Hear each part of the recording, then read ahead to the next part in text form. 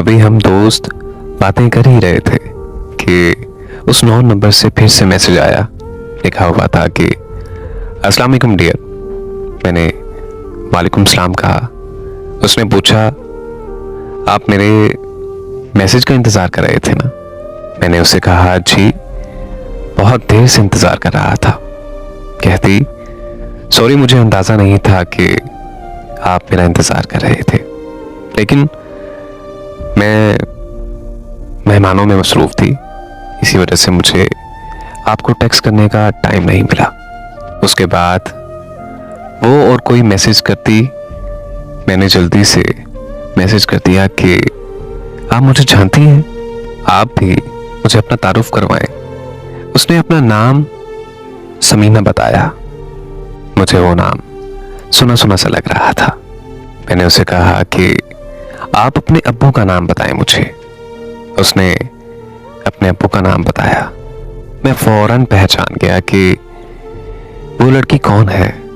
उसने अपने अब्बू का नाम जैसे ही बताया और मैं फौरन उस लड़की को पहुंच गया। उसे पहचानने के साथ साथ उसके साथ गुजारा हुआ सारा वक्त अचानक से मेरे दिमाग और मेरी आंखों के सामने आ गया।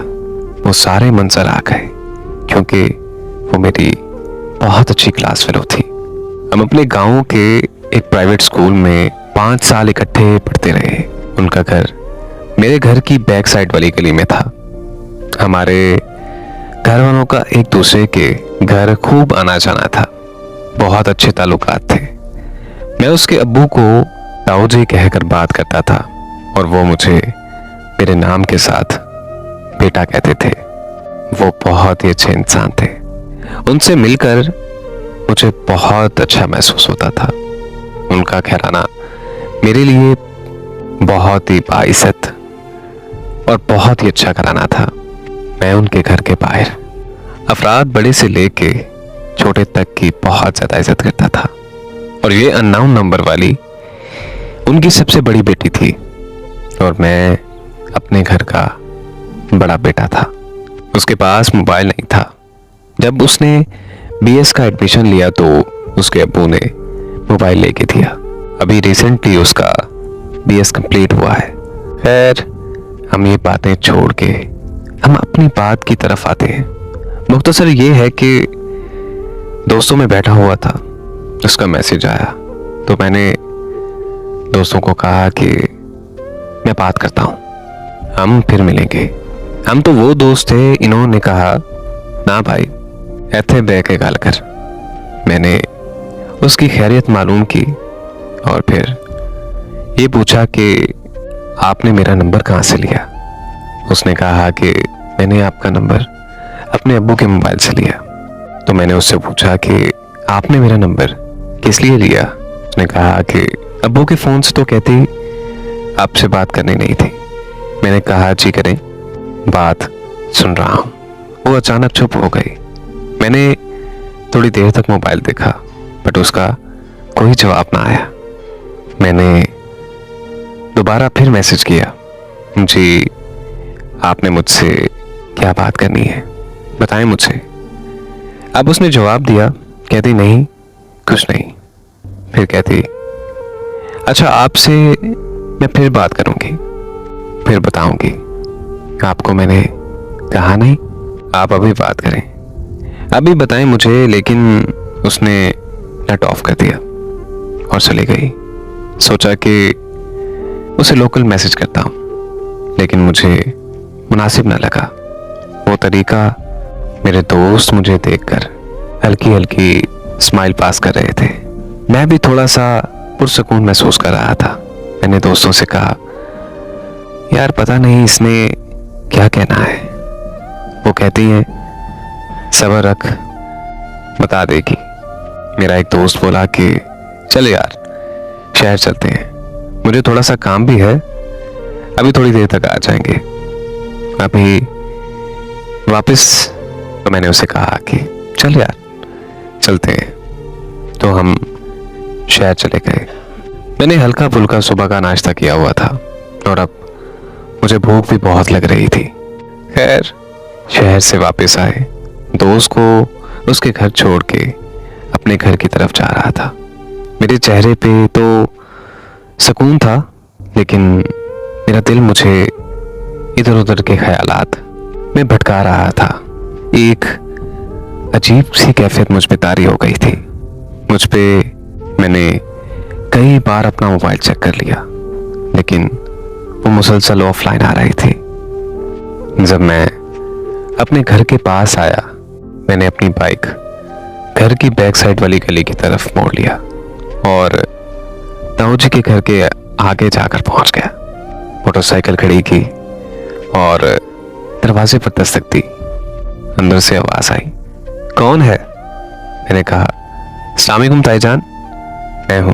ताईजान ने जल्दी से दरवाजा खोला और कहा, वालेकुम सलाम बेटा। मेरे सर पर प्यार दिया और कहा, बेटा अंदर आ जाओ। दरवाजे पर खड़े ही मैंने ताईजान से खैरियत मालूम की और उनसे पूछा, ताऊ जी की तरह है, मुझे उनसे मिलना था। ताईजान ने मुझे जवाब दिया कि तुम्हारे ताऊ जान मस्जिद गए हैं, वो अभी आते ही होंगे, आ जाओ तुम बैठ जाओ, वो जैसे ही आते हैं तो तुम उनसे मिल लेना। मैंने कहा, नहीं ताईजान, नमाज का टाइम है, चले मैं उनको मस्जिद में ही मिल लूंगा, मिल लेता हूं मैं उनसे। मैं मस्जिद गया, ताऊ जी से मुलाकात हुई, थोड़ी देर बातें की, फिर अपने घर चले गए। मुझे उसके मैसेज का बड़ी शिद्दत से इंतजार था कि वो मुझसे बात करें और मुझे बताएं कि क्या बात करनी थी। उस वक्त मुझे बड़ी बेचैनी सी हो रही थी। तो खैर आखिरकार उसका मैसेज आ ही गया, बड़े ही इंतजार के बाद। अस्सलाम वालेकुम।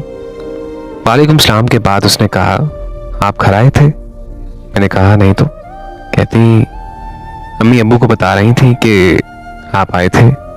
मैंने पूछा, और क्या बता रही थी ताईजान?